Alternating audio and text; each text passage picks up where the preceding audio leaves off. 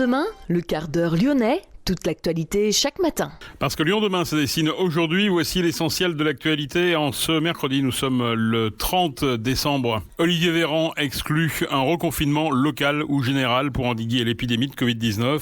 Toutefois, un couvre-feu avancé de 2 heures à partir de 18h donc est envisagé à compter du 2 janvier pour les territoires les plus touchés. Le nombre de personnes hospitalisées a légèrement reparti à la hausse aux hospices civils de Lyon. Les villes qui ont vu leur population augmenter, voire pour certaines diminuer, on fait le point dans cette édition sur les dernières données de population légale dévoilées par l'INSEE. Les marchands de vélos croulent sous les commandes. 2020 se termine en effet sur une boom des ventes de VAE, le vélo électrique. Notre invité ce matin, Fabien Bagnon, le vice-président du Grand Lyon en charge des mobilités actives. Et puis Pierre Cardin qui est décédé à 98 ans. Le saviez-vous, il avait passé son enfance à Saint-Étienne. Lyon demain, le quart d'heure lyonnais, toute l'actualité chaque matin. Gérald de Bouchon. Bonjour à tous et bienvenue dans ce quart d'heure lyonnais. Une reprise incontrôlée de l'épidémie en janvier est probable à cause du surcroît de contamination provoqué par les fêtes de fin d'année. C'est l'avertissement du Conseil scientifique. Pour autant, le ministre de la Santé, Olivier Véran, a pour l'heure exclu un reconfinement local ou général pour endiguer l'épidémie. Un couvre-feu avancé de 2 heures à partir de 18h est toutefois envisagé à compter du 2 janvier pour les territoires les plus touchés. Parmi ces territoires, le ministre a cité plusieurs régions, Grand Est, Bourgogne-Franche-Comté, Provence-Alpes-Côte d'Azur ou encore Auvergne-Rhône-Alpes. Mais dans notre région, seuls l'Allier et l'Ardèche seraient particulièrement visés. Selon le ministre de la Santé, une concertation est en cours avec les élus locaux de ces régions pour décider des mesures de restriction localisées. Pas d'annonce, en tout cas en ce qui concerne le monde de la culture, qui attend toujours de savoir si une réouverture le 7 janvier sera possible. 388 nouveaux décès ont été recensés en 24 heures à l'hôpital, 581 décès dans les établissements médico-sociaux entre samedi et mardi, ce qui porte à 969 le nombre total de décès rapportés. Par ailleurs, 11 395 nouveaux cas ont été comptabilisés.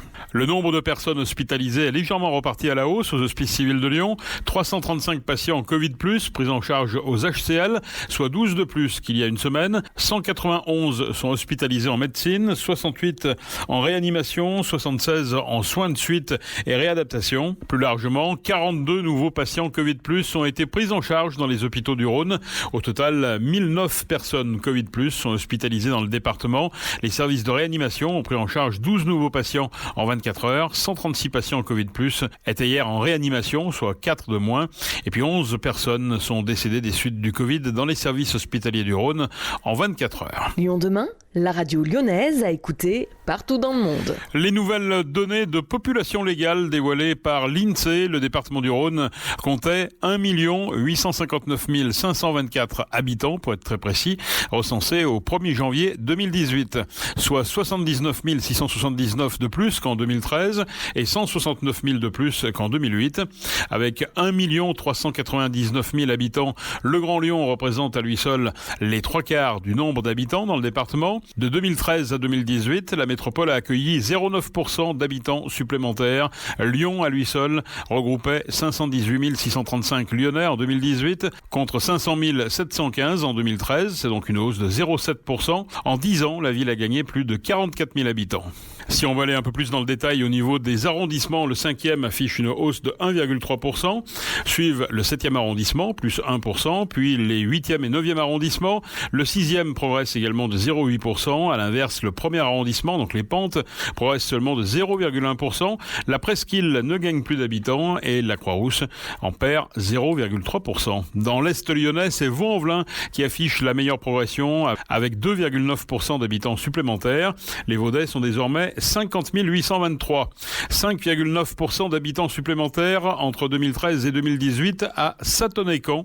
C'est la plus forte progression, en raison notamment de l'installation du pôle de gendarmerie. Suivent Polyonnais, Toussieux, Marcy-l'Étoile et Le Breuil. Dieppe est la commune qui a perdu le plus d'habitants entre 2013 et 2018 dans le Rhône, moins 1,7%. Notez que Saint-Bonnet-les-Bruyères, Sainte-Paul, Les Sauvages et Meaux-la-Montagne affichent aussi un recul démographique. 2020 se termine sur un boom des ventes de vélos électriques. Les marchands de vélos croulent sous les commandes. Quelles sont les raisons de cet engouement ? Réponse de Fabien Bagnon, le vice-président du Grand Lyon, dans quelques instants. Luttons ensemble contre la Covid-19. Téléchargeons l'application Tous Anti-Covid. Franchement, vivement qu'on entende plus ce message. Ah non, vraiment. Alors s'il vous plaît, aidez-nous à nous en débarrasser. Comment ? Eh bien, plus vous êtes nombreux à utiliser l'appli Tous Anti-Covid, plus elle est efficace contre le virus, et donc plus vite elle disparaîtra. Vous êtes déjà plus de 10 millions à avoir téléchargé Tous Anti-Covid, et ce n'est qu'un début. Ceci est un message du gouvernement. S'il existe une profession qui n'a pas chômé en 2020, c'est bien celle de vélociste. Les marchands de vélos et réparateurs de vélos sont surbookés, paraît-il, en cette fin d'année, notamment en ce qui concerne la vente de vélos électriques, les fameux VAE. Fabien Bagnon, bonjour. Bonjour. Vous êtes le vice-président à la métropole chargé de la voirie et des mobilités actives. Alors je suppose que vous êtes un vice-président heureux parce que vous étiez l'ancien président de la ville à vélo. Qu'est-ce qui explique aujourd'hui cet engouement pour le VAE alors que pendant des années, c'est vrai que les ventes ont stagné face à des prix, c'est vrai, qui étaient encore un petit peu élevés? Alors c'est une dynamique qui a commencé il y a quelques années déjà, on va dire 4-5 ans, et elle s'est accélérée de façon significative. Alors suite au déconfinement, avec une volonté des Grands Lyonnais de changer de mobilité, et puis surtout suite à la mise en place de la prime,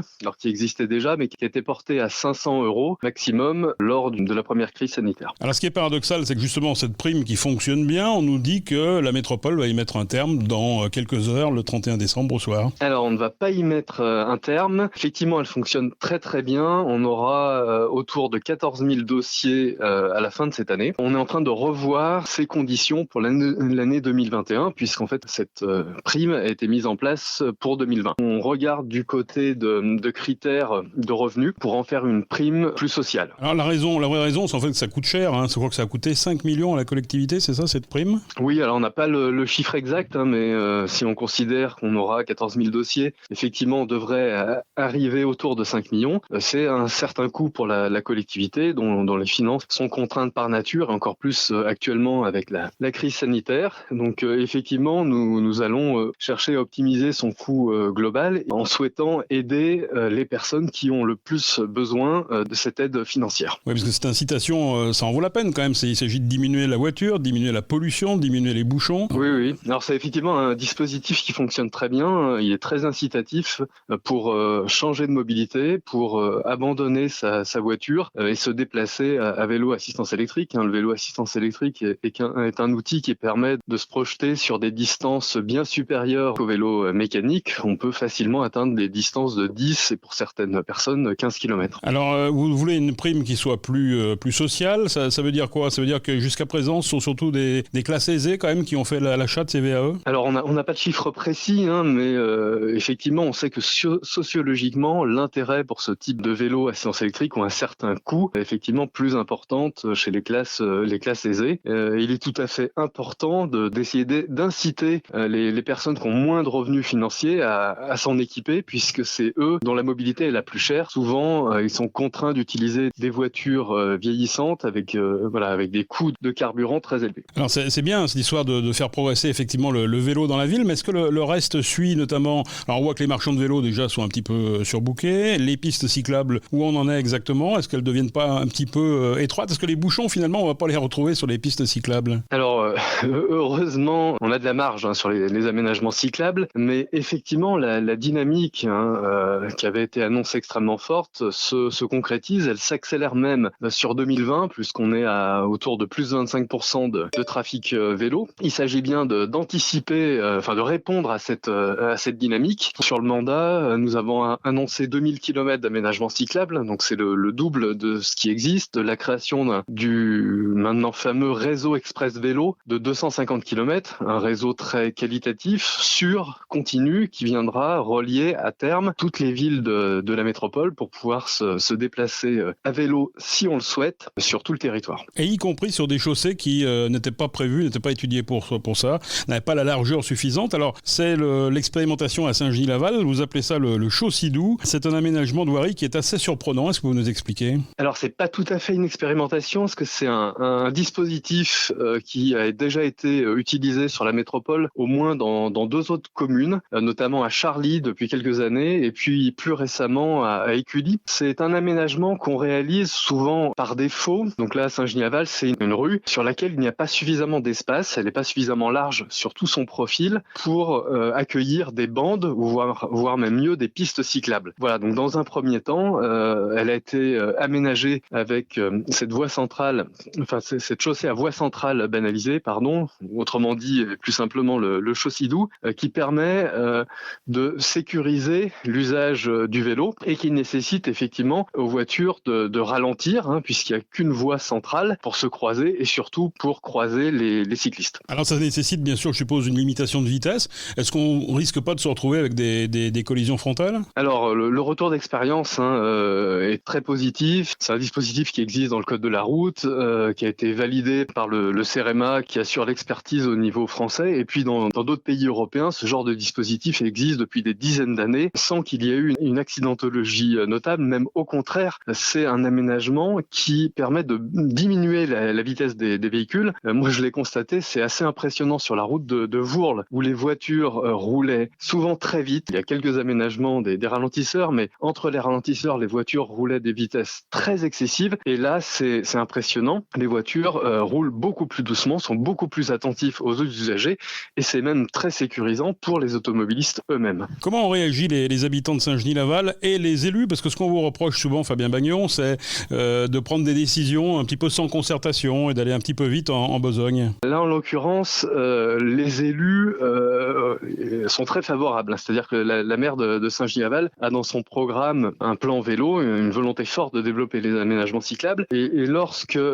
à l'occasion de la réfection de cette route de Vourles, il a fallu s'assurer qu'ils soient en conformité avec la législation, voilà, puisqu'il y a une loi qui oblige, lors de tout réaménagement de voirie, à faire des aménagements cyclables. Il y a une discussion avec les services de la métropole, les services techniques, qui ont proposé cet aménagement et la mairie de Saint-Genis-Laval a souhaité l'expérimenter sur son territoire. Voilà, donc ça s'est fait en très bonne intelligence. Quant aux habitants, effectivement, cette expérience montre que ce dispositif est méconnu. On l'apprend quand on passe son code, mais que depuis quelques années. C'est un dispositif qui est utilisé depuis 2015 seulement. Donc il y a un énorme travail de pédagogie, d'explication à faire, de communication. Et effectivement, la métropole de Lyon va renforcer cette communication. J'ai eu l'occasion de présenter le dispositif récemment aux 59 maires de la métropole de Lyon et à leur adjoint à la voirie. Mais c'est un effort de communication qui doit se poursuivre assurément. Merci Fabien Bagnon. Vous nous confirmez que 2021 sera une année où il y aura encore plus de vélos ? Oui, on est bien parti pour que le cru 2021 soit encore un meilleur cru que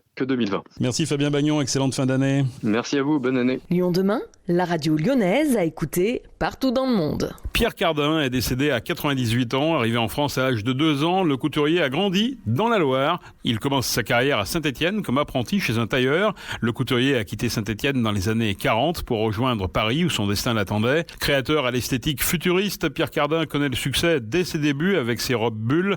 Il joue avec les matières innovantes, les couleurs et les formes géométriques, conçoit des robes moulées, des pantalons à ellipse, des manteaux colorés et trapézoïdaux ou encore des costumes d'hommes à col Mao. Sa réputation est aujourd'hui mondiale. C'est la fin de ce quart d'heure lyonnais. Merci de l'avoir suivi. On se retrouve demain, même heure, même antenne pour une nouvelle édition. En attendant, restez très prudents.